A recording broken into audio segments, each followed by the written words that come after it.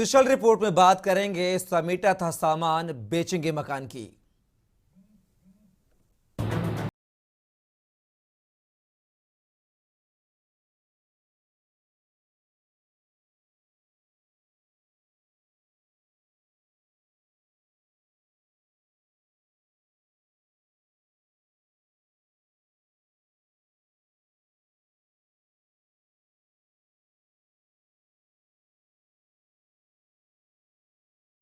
Supreme court ने गुरुवार को हाई कोर्ट के उस फैसले पर स्टे लगा दिया जिसमें 7 दिन के भीतर रेलवे की जमीन को खाली कराने का आदेश दिया गया था। जस्टिस एस के कील और ए एस ओका ने कहा कि यह एक मानवीय मुद्दा है और इसका समाधान बनाने की जरूरत है। हाई कोर्ट ने बीते दिनों अतिक्रमण ध्वस्त करने का आदेश दिया था। कोर्ट ने कहा था कि रेलवे का भी काम हो जाए, उन्हें जगह कैसे दी जा सकती है यह देखा जाए। जो लोग वहां रह रहे हैं उनके पुनर्वास की भी व्यवस्था की जाए। हाई कोर्ट ने उत्तराखंड सरकार को 7 दिनों के भीतर रेलवे की जमीन से अतिक्रमण हटाने का आदेश दिया था।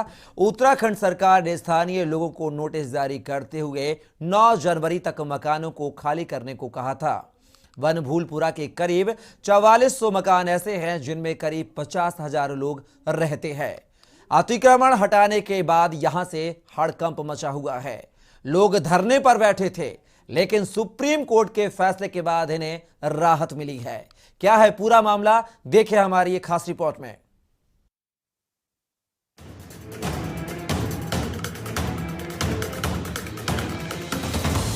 तो उत्तराखंड के नैनीताल जिले के हल्द्वानी शहर में रेलवे भूमि से अतिक्रमण हटाने पर बवाल मचा हुआ था। भीषण सर्दी के बीच लोगों को बेघर किया जा रहा था।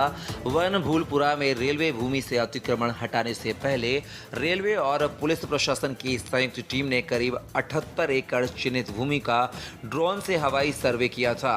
हल्द्वानी में रेलवे भूमि का अतिक्रमण 2016 के चिन्हीकरण के अनुसार तोड़ा जाना था। उस समय रेलवे की ओर से चोर गलिया रोड लाइन नंबर 17 नई बस्ती इंदिरा नगर की करीब 78 एकड़ भूमि पर सीमांकन के लिए पिलर लगाए गए थे। वनभूलपुरा क्षेत्र के करीब 4,500 परिवारों पर बेघर होने का खतरा मंडरा रहा है।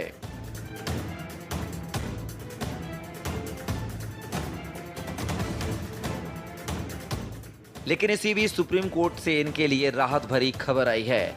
हल्द्वानी में मकान टूटने के डर से सड़कों पर धरना दे रहे हजारों लोगों को सुप्रीम कोर्ट से बड़ी राहत मिल गई है। सुप्रीम कोर्ट ने फिलहाल अतिक्रमण हटाने पर रोक लगाते हुए उत्तराखंड सरकार और रेलवे से जवाब मांगा है।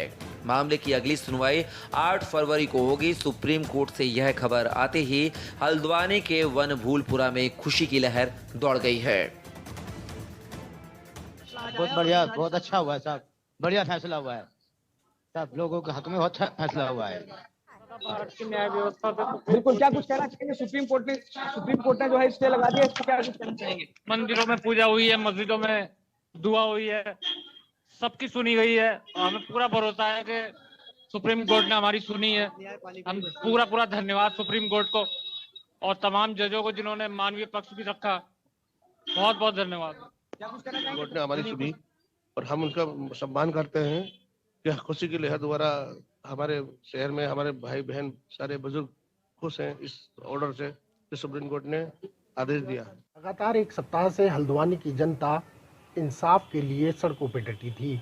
उसको उम्मीद थी कि सुप्रीम कोर्ट से एक बड़ी राहत उनको मिल सकती है और यही वजह रही कि सुप्रीम कोर्ट में लगातार आधे घंटे चली इस सुनवाई में एक राहत भरी खबर ये निकल के आई कि हाई कोर्ट के अतिक्रमण हटाने के आदेश पर फिलहाल रोक लगा दी गई है और साथ ही राज्य सरकार से जवाब मांगा है और राज्य सरकार से ये भी पूछा गया है कि पुनर्वास स्कीम को लेकर राज्य सरकार के पास क्या प्रावधान है। अगली सुनवाई 7 फरवरी को होने जा रही है, लेकिन कम से कम उन परिवारों को इतनी बड़ी राहत जरूर मिल चुकी है कि अब उनको फिलहाल सड़क पर रात नहीं गुजारनी पड़ेगी। अतिक्रमण की जद में आ रही वनभूलपुरा की बड़ी आबादी का हर दिन सिर से छत जाने के दुख और भविष्य की चिंताओं के बीच गुजर रहा है। शीत लहर में 11.8 डिग्री सेल्सियस तापमान के बीच सैकड़ों लोगों ने 6 घंटे तक सड़क पर बैठकर धरना दिया। और हाथों में तख्तियां लेकर सरकार से पहले विस्थापन करने फिर हटाए जाने की मांग की थी। वन भूलपुरा क्षेत्र में रेलवे भूमि से हजारों घरों को हटाने का मुद्दा बड़ा हो गया है। उत्तराखंड के पूर्व सीएम हरीश रावत, यूपी की पूर्व सीएम मायावती, उत्तराखंड कांग्रेस के पूर्व अध्यक्ष प्रीतम सिंह व इसके साथ ही मामले में सुप्रीम कोर्ट के फैसले के बाद एक नया मोड़ ला दिया। हल्द्वानी में रेलवे भूमि पर अतिक्रमण का मामला सुप्रीम कोर्ट पहुंचा था। हल्द्वानी निवासी कांग्रेस नेता शराफत खान ने इस मामले में याचिका दायर की थी। हाई कोर्ट के आदेश के मुताबिक मुनादी के एक हफ्ते बाद अतिक्रमण तोड़ने की प्रक्रिया शुरू होनी थी। इसके लिए प्रशासन ने सोमवार से मुनादी शुरू कर दी थी। इस मामले में अगर सुप्रीम कोर्ट से राहत नहीं मिलती तो 10 जनवरी से प्रशासन अतिक्रमण तोड़ने की प्रक्रिया शुरू कर देता। वहीं फैसला आने से पहले इंदिरा नगर बड़ी रोड की महिलाओं ने इबादत की। उनका कहना था कि एक साथ हजारों लोगों को घर से बेघर कर देना सही नहीं है। सरकार को समझना चाहिए कि लोग बच्चों, बुजुर्गों, बीमार लोगों को लेकर कहां जाएंगे। 17 साल पहले ही जगह घेरी थी, तब ये रेलवे को चाहिए था कि यहाँ से लोगों को हटाते और मना करते कि आप लोग यहाँ जगह मत बनाओ, यहाँ मकान मत बनाओ। मांग यही है जो सीधी सिंपल सी है कि सर ये हमारा ही मकान है, एक ईंट हमने इसको बड़ी मेहनत से सींचा है। क्या था बंदुलपुरा, कैसे हमने इसको, हमारे बुजुर्गों ने, हमारे दादा परदादा ने इसको बनाया है। हल्द्वानी में 4,365 परिवारों के 29 एकड़ रेलवे भूमि पर बने घरों को खाली करने के मामले में हाई कोर्ट ने पिछले साल दिसंबर को अपना निर्णय सुनाया था। न्यायमूर्ति शरद कुमार शर्मा और न्यायमूर्ति आर.सी. खुम्बे की खंडपीठ ने रेलवे से अतिक्रमणकारियों को एक हफ्ते का नोटिस देकर अतिक्रमण ध्वस्त करने का आदेश दिया था। खंडपीठ ने इस मामले में 1 नवंबर को सुनवाई पूरी होने पर फैसला सुरक्षित रख लिया था। 9 नवंबर को कोर्ट ने सुनवाई करते हुए 10 सप्ताह के भीतर रेलवे की जमीन से अतिक्रमण हटाने का आदेश दिया था। वहीं राज्य सरकार ने कोर्ट को बताया था कि यह भूमि राज्य सरकार की नहीं, रेलवे की है।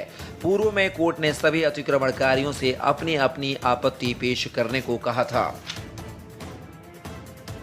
उच्चतम न्यायालय ने हल्द्वानी के वनभूलपुरा मामले में लगभग 1 महीने का स्टे दे दिया है। ऐसे में बहुत राहत बड़ी खबर है ये वहाँ के वासियों के लिए भी और समस्त उत्तराखंड के लिए भी। पुनः एक बार अपने न्याय प्रणाली के प्रति नतमस्तक हूँ, न्यायाधीशों का धन्यवाद करती हूँ। परंतु जहाँ एक और न्यायाधीशों ने मानवीय दृष्टिकोण की बात अपने वर्डिक्ट में कही, वहीं दूसरी ओर हमारे प्रदेश के मुखिया पुष्कर सिंह धामी जी के मुखारविंद से एक बार भी मानवीय दृष्टिकोण का शब्द नहीं फूटा, एक बार भी संवेदनशीलता नहीं जताई गई, एक बार भी ये नहीं बताया गया कि आपका मदद का हाथ क्या बढ़ेगा इन लोगों की तरफ अगर पक्ष में निर्णय नहीं होगा तो। बार बार मुख्यमंत्री जी ये कह रहे हैं कि ये मामला रेलवे विभाग और कोर्ट के बीच में है और माननीय न्यायालय जो भी फैसला देंगे राज्य सरकार उसका निर्वहन करेगी या उसका पालन करेगी। लेकिन राज्य सरकार ये भूल रही है कि आप मुखिया हैं, ये राज्य और राज्यवासी आपके हैं। आप इनके आंसू पोंछने के लिए या इनके पुनर्वास के लिए आपके पास कोई प्लान बी है या नहीं है। रेलवे की तरफ से कहा गया कि हल्द्वानी में उनकी भूमि पर अतिक्रमण किया गया है, उस पर करीब 4,365 अतिक्रमणकारी मौजूद है। हाईकोर्ट के आदेश पर लोगों को पीसी एक्ट में नोटिस देकर रेलवे ने सुनवाई पूरी कर ली है। किसी भी व्यक्ति के पास जमीन के वैध कागजात नहीं पाए गए। इससे पहले हल्द्वानी के कुछ निवासियों ने इस मुद्दे पर सुप्रीम कोर्ट का रुख किया था, क्योंकि उत्तराखंड हाईकोर्ट ने 20 दिसंबर को वन भूलपुरा में रेलवे की जमीन पर अतिक्रमण करके बनाए गए ढांचों को गिराने के आदेश दिए थे। देखिए, उस प्रकरण में हमने पहले ही कहा था, क्योंकि वो रेलवे की भूमि है और रेल विभाग माननीय हाईकोर्ट में और माननीय उच्च न्यायालय में जो भी उनका फैसला, जो भी उनका मुकदमा था वो चल रहा था। और राज्य सरकार की तरफ से हमने पहले ही कहा है कि जो भी न्यायालय का आदेश होगा हम उसके अनुरूप आगे कार्रवाई करेंगे। ठीक है, प्लीज।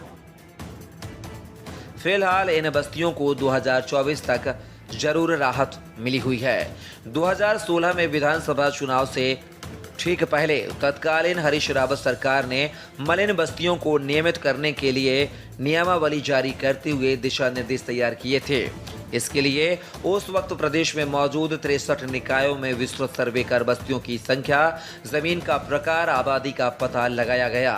उस सर्वे में प्रदेश में 582 बस्तियों की जानकारी सामने आई थी, लेकिन ज्यादातर मलिन बस्तियां नदी, नाले और वन भूमि पर बसी होने के कारण इनका नियमितीकरण नहीं हो पाया था। 2018 में अवैध निर्माण पर हाई कोर्ट की सख्ती के बाद इन बस्तियों पर संकट गहराने लगा, तो तत्कालीन बीजेपी सरकार ने कानून बनाकर इन बस्तियों को 3 साल के लिए राहत प्रदान करते हुए तत्कालीन समाधान निकाला था।